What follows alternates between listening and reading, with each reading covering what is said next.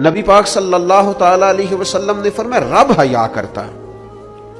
اور ایک مقام پہ حضور نے فرمایا جب سفید داڑھی والا مسلمان قبر میں جاتا ہے تو اللہ فرشتوں سے فرماتا ہے اسے عذاب نہ دینا، مجھے حیا آتی ہے۔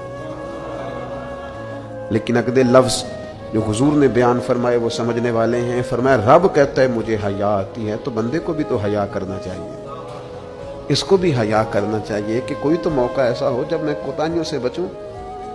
اب اگر میری عمر کے تقاضے بڑھ گئے ہیں تو میرے حلم کے تقاضے بھی بڑھ جائیں، میری وفاداری کے۔ وہ حضرت حافظ سعدی رحمۃ اللہ علیہ نے ایک مقام پہ فرمایا کرنے لگے میں نے 20-22 سال کے بوڑھے بھی دیکھے اور میں نے 80-90 سال کے نوجوان بھی دیکھے۔